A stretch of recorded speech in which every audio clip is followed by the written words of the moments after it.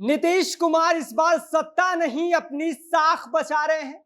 NDA का यह चुनाव मिशन नहीं, मिशन इम्पॉसिबल होता जा रहा है।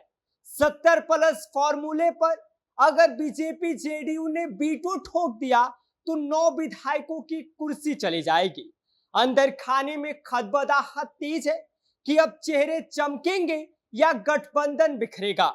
सियासत के इस मौन तूफान में नीतीश कुमार की हर चाल अब शतरंज की अंतिम बाजी जैसी दिख रही है कि आखिर वो कौन से 9 विधायक हैं जिनकी कुर्सी अब खतरे में है।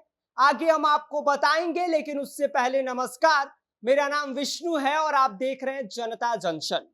सीएम नीतीश कुमार की अगुवाई में एनडीए इस बार सत्ता की नहीं बल्कि अपने राजनीतिक वजूद और विश्वसनीयता की जंग लड़ रही है।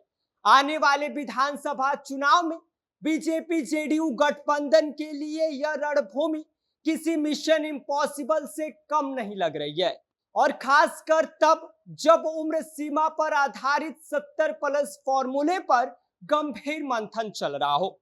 70+ फॉर्मूला बुजुर्ग विधायकों का एग्जिट फॉर्मूला है।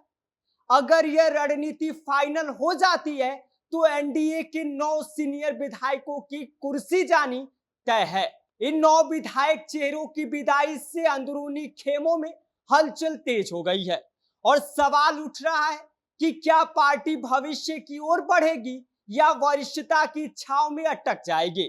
नीतीश कुमार की हर राजनीतिक चाल अब अंतिम दांव जैसी लग रही है, जो या तो गठबंधन को जीत की राह पर आगे बढ़ा देगी या जो दरारें हैं उसको और गहरा कर देगी। एनडीए गठबंधन में ऐसे 9 वरिष्ठ विधायक हैं जिनकी टिकट पर संकट मंडरा रहा है, जिसमें जेडीयू के 6 और बीजेपी के 3 विधायक शामिल हैं जो 70 वर्ष की उम्र को पार कर चुके हैं। जिनके नामों की अगर बात की जाए तो सुपौल से जेडीयू के विधायक विजेंद्र प्रसाद यादव का नाम आता है, जो मौजूदा विधानसभा में सबसे बुजुर्ग विधायक है, जिनकी उम्र 80 से भी ज्यादा है। दूसरा नाम आता है सुल्तानगंज से जेडीयू विधायक ललित नारायण मंडल का, जिनकी उम्र 75 वर्ष है। तीसरा नाम आता है जेडीयू विधायक जो बहादुरपुर से है मदन सहनी का, जिनकी उम्र करीब 73 साल है।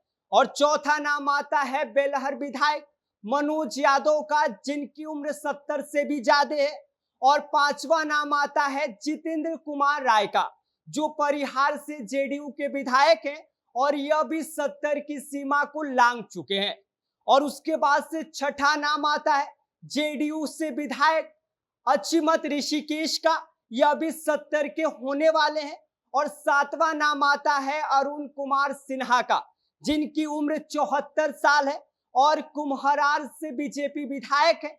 और आठवां नाम आता है विधानसभा अध्यक्ष और जो पटना साहिब से बीजेपी विधायक है नंदकिशोर यादव का, इनकी उम्र भी 73 वर्ष है। और 9वां नाम आता है राम नारायण मंडल का, जो बांका से बीजेपी विधायक है और इनकी उम्र भी 70 से ज्यादा है। इसके साथ ही पूर्व सीएम और मौजूदा केंद्रीय मंत्री जीतन राम मांझी भी 74 साल की उम्र को लांघ चुके हैं और 74 साल की उम्र में विधायक बने थे, लेकिन अब लोकसभा पहुंच चुके हैं, जिससे उनकी एक सीट और खाली हो गई है। बीजेपी पहले से ही बुजुर्ग नेताओं को चुनावी दौर से बाहर रखने की रणनीति पर काम कर चुकी है। महाराष्ट्र, दिल्ली और हरियाणा में भी यह फॉर्मूला कामयाब रहा और अब नीतीश कुमार की पार्टी यही रास्ता अपना सकती है। लेकिन सवाल यह है कि क्या यह साहस दिखाने की कीमत महागठबंधन को कितना नुकसान पहुंचा सकता है, क्योंकि बिहार की सियासत फिजा में इस वक्त युवा बनाम बुजुर्ग का नैरेटिव बनता जा रहा है। चाहे तेजस्वी यादव हो, प्रशांत किशोर हो या फिर चिराग पासवान हो या फिर कांग्रेस जैसे दल हो, वो अपने राजनीतिक दांव युवाओं के इर्द गिर्द बुन रहे हैं। ऐसे में बीजेपी और जेडीयू पर भी अब युवा चेहरे को आगे बढ़ाने का दबाव बन रहा है। इसी वजह से नीतीश कुमार ने बिहार युवा आयोग का गठन का ऐलान किया। 45 वर्ष की कम उम्र के अध्यक्ष, उपाध्यक्ष और सदस्य इस बात का संकेत है कि नीतीश कुमार युवा लीडरशिप को प्राथमिकता देना चाहते हैं। इस आयोग के जरिए युवाओं को रोजगार, प्रशिक्षण और नेतृत्व का मौका देने की बात की गई है।